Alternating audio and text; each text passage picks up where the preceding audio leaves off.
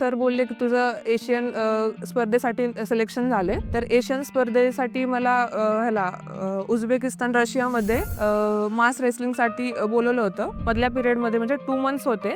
तर 2 मंथ्समध्ये अशी सिच्युएशन आली होती की मला लिगामेंट इंजुरी झाली, नी लिगामेंट इंजुरी. लास्ट ऑप्शन त्याच्यावर ऑपरेटच होता. पण मी खूप कव्हर केलं, माइंड सेट केलं. बऱ्याच लोकांनी असं बोलले की तू जर आता जर खेळलेस त्याच्यानंतर तर तू म्हणजे लाईफ टाईम कधीच खेळू शकत नाही. एका मुलीला कुठली पण स्पोर्ट्स असेल किंवा कोणती पण एक अशी ऍक्टिव्हिटी असेल की आपण डिफरंट काहीतरी करायला जातो. आता लांबचं कोणाचं नाही सांगत, माझं स्वतःचं सांगते की अशी सिच्युएशन होते माझ्या एरियामध्ये, पूर्ण एरियामध्ये खूप मुली नाही आहेत, 1-2च मुली आहेत. जिथे मी ज्या गावात राहते तिथे खूप कमी मुली आहेत आणि खूप जास्त मुलं आहेत. तर तिकडे सिच्युएशन अशी होती की साधं मुलगी अशी चालली असेल तर हा कुठं चालली आहे, काय चालली आहे. मला तर बऱ्याचदा असं झालं होतं की रोज डेली प्रॅक्टिसला जाते, पण डेली सगळ्यांना नाही ना सांगू शकत की मी प्रॅक्टिसला चालली आहे, मी इकडे चालली आहे, मी तिकडे चालली आहे. पण ज्या दिवशी तुम्ही अचिव्हमेंट कराल, त्या दिवशी तुमचा फ्लेक्स लागेल, त्यावेळेस त्यांना समजून जाईल की हां तुम्ही काय करत होता.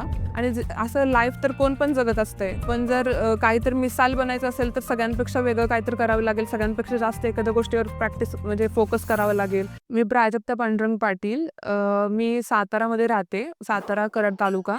माझं गाव काले आणि मी इंटरनॅशनल मास रेसलिंग प्लेयर आहे. त्याच्याबरोबर इंटरनॅशनल बेल्ट रेसलिंग प्लेयर आहे आणि मी कबड्डी पण खेळते. ॲक्चुअली माझं प्रॉपर गेम कबड्डी आहे. मी स्टार्टिंग म्हणजे स्पोर्ट्समन ह्या स्पोर्ट्स या फील्डमध्येच मी कबड्डीपासून स्टार्ट केलं. मी 8th स्टँडर्डला माझ्या मामाच्या गावी, शेरे गावी होते. तिकडे जय हनुमान शेरे असा क्लब आहे एक. तर तिकडे Mahesh Nikam sir N-I-S coach आहेत. ते मला स्पोर्ट्ससाठी फोर्स करत होते. ते बोलले, "तू ट्राय करून बघ, तुझी हाईट वगैरे आहे, तर तू करू शकते सगळं, खेळू शकते, स्पोर्ट्स करू शकते." मग त्यांच्या मार्गदर्शना थ्रू मी स्पोर्ट्स करायला स्टार्ट केलं. तर थोडे दिवस गेले म्हणजे 8th स्टँडर्डपासून मी स्टार्ट केल्यानंतर 9th स्टँडर्ड, 10th स्टँडर्ड असं ते सांगत गेले तसं मी खेळत गेले. मग असोसिएशनच्या मॅचेस, फेडरेशनच्या मॅचेस, स्कूल गेमच्या मॅचेस त्यांच्या थ्रू खेळत गेले. नंतर स्कूल गेम बरोबर परत 11th स्टँडर्ड, 12th स्टँडर्डला मी एस-जे-एम कॉलेज कराड म्हणजे सद्गुरू गाडगे महाराज कॉलेज कराड इथे खेळायला लागले. नंतर तिथेच सीनियर कॉलेजला खेळायला लागले. 12th पर्यंत ज्युनियर कॉलेजला मी स्टेट वगैरे खेळले. फेडरेशन स्टेट, असोसिएशन स्टेट खेळले कबड्डीमध्ये. सीनियर कॉलेजला कबड्डी करतच त्याच्यासोबतच विद्या पाटील मॅडम होत्या. आम्हाला क्रीडा मार्गदर्शिका. त्या मला बोलल्या, "तू कबड्डी करतेस, तर कबड्डीबरोबर तू बेल्ट रेसलिंग, मास रेसलिंग ट्राय करून बघ." तर मग मी ते ट्राय करायला लागले. तर मी ट्राय करता-करता असं समजून आलं मला, की मी ह्याच्यात पण काहीतरी करू शकते. मला ह्याच्यात पण म्हणजे मी जर ह्याच्यात फोकस केला, तर ह्याच्यात पण काहीतरी अचिव्हमेंट करू शकते. त्या बोलल्या, "ट्राय कर, ट्राय कर." बऱ्याचदा असं वाटलं नको ट्राय करायला.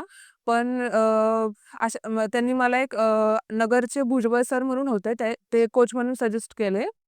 तर त्यांच्या थ्रू मी प्रॅक्टिस वगैरे करायला लागले. नंतर त्यांनी नगरला, इकडे पुण्याला, हिंजवडीमध्ये प्रॅक्टिससाठी मला म्हणजे प्रेफरन्स दिला त्यांनी. तिकडे प्रॅक्टिस कर बोलले. मग तिकडे प्रॅक्टिस करायला लागले.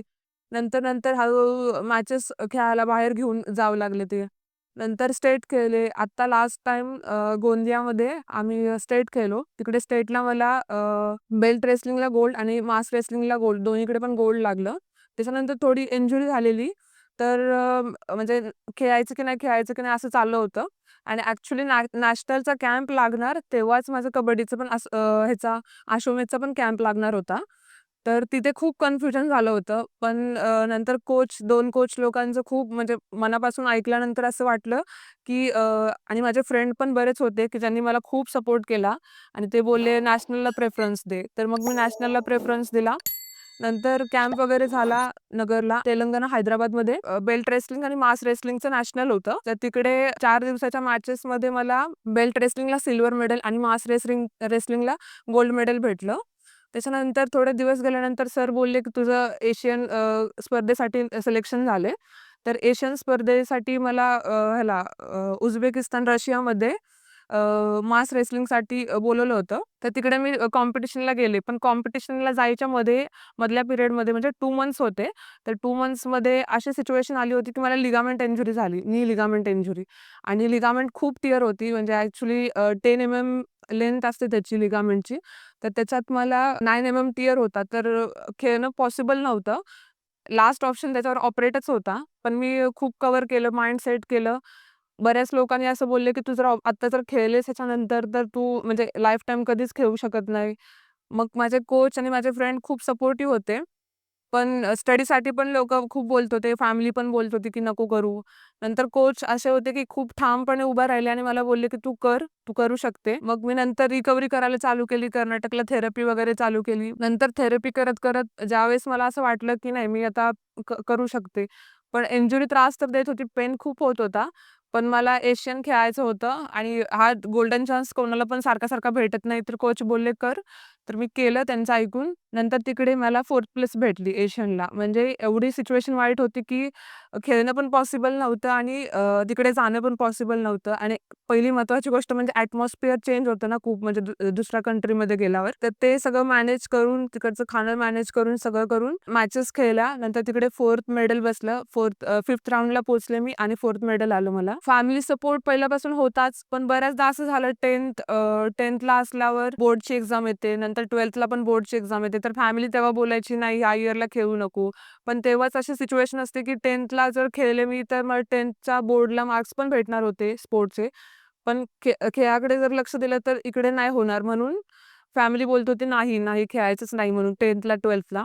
बऱ्याचदा असं व्हायचं, की नको वाटायचं, म्हणजे पूर्ण सोडून द्यावं वाटायचं ह्याच्यासाठी. कारण जर बऱ्याचदा सगळे लोकं बोलायचे, की "स्पोर्ट्समध्ये करियर नाहीये. तू जर स्पोर्ट्सवर फोकस केलं, तर पुढे नाही होणार. म्हणजे तुझं एज्युकेशनकडे लक्ष राहणार नाही आणि जॉबकडे पण लक्ष राहणार नाही." तर त्याच्यासाठी मला फॅमिली अपोज करत होती. पण असं मी ग्रो अप करते वाटलं, की मग त्यांनी सपोर्ट केला नंतर. ग्रॅज्युएशन करत-करत सगळंच म्हणजे मॅनेज तर होतच नव्हतं. मग मी जॉब पण करायला लागले. तो जॉब असा करून घेतला, की वर्क फ्रॉम होम करता येईल.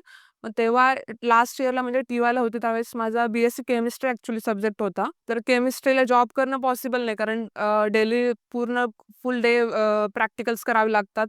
तर ते प्रॅक्टिकल करणं प्लस मी एन-सी-सीचे सीनियर होते.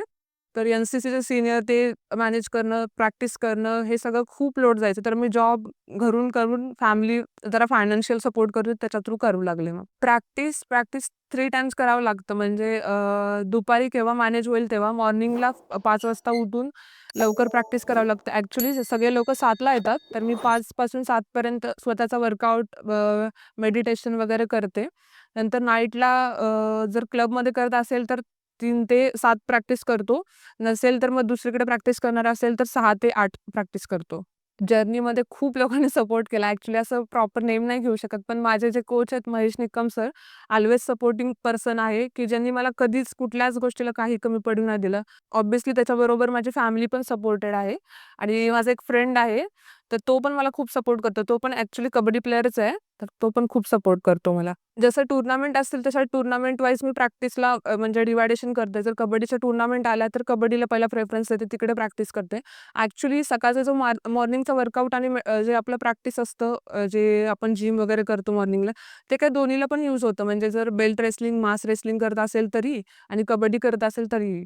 पण जर टुर्नामेंट कबड्डीचं जवळ आलं असेल तर पहिलं कबड्डीला प्रेफरन्स देते आणि जर मास रेसलिंग, बेल्ट रेसलिंग जवळ आलं असेल तर मग त्या दोन्हीला देते. पण जर अशी सिच्युएशन आली की दोन्ही पण आले आणि दोन्हीतल्या एकाला कोणाला तर प्रेफरन्स द्यायचा असेल, तर ज्याची लेव्हल हाय असेल, म्हणजे फॉर एक्झाम्पल युनिव्हर्सिटी लेव्हल असेल कबड्डीची आणि मास रेसलिंगची नॅशनल लेव्हल असेल, तर मास रेसलिंगला द्यावं लागतं. नवीन येणाऱ्या लोकांना फक्त एवढंच सांगेन, की प्रॅक्टिस करा, सातत्य ठेवा. महत्त्वाची गोष्ट म्हणजे आपण ज्या ग्राउंडवर प्रॅक्टिस करतो, त्या ग्राउंडला खूप म्हणजे देवाप्रमाणे वागणूक द्या. त्याच्याशी प्रामाणिक राहिला तुम्ही, तर तो तुमच्याशी प्रामाणिक राहील. आणि ते म्हणतात ना, की जर आपल्याला खूप तर मोठी काहीतरी अचिव्हमेंट करायची असेल, तर असे निशाणे पाठीमागे उठत गेले पाहिजेत आणि असं लाईफ तर कोण पण जगत असतंय. पण जर काहीतरी मिसाल बनायचं असेल, तर सगळ्यांपेक्षा वेगळं काहीतरी करावं लागेल. सगळ्यांपेक्षा जास्त एखाद्या गोष्टीवर प्रॅक्टिस म्हणजे फोकस करावं लागेल. महत्त्वाची गोष्ट एका मुलीला कुठली पण स्पोर्ट्स असेल किंवा कोणती पण एक अशी ॲक्टिव्हिटी असेल, की आपण डिफरंट काहीतरी करायला जातो.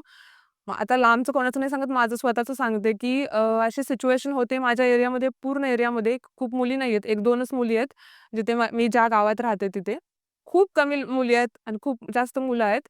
तर तिकडे सिच्युएशन अशी होती, की साधं मुलगी अशी चालली असेल, तर "हां, कुठे चालली आहे? काय चालली आहे?" मला तर बऱ्याचदा असं झालं होतं, की रोज डेली प्रॅक्टिसला जाते. पण डेली सगळ्यांना नाही ना सांगू शकत, की मी प्रॅक्टिसला चालली आहे, मी इकडे चालली आहे, मी तिकडे चालली आहे.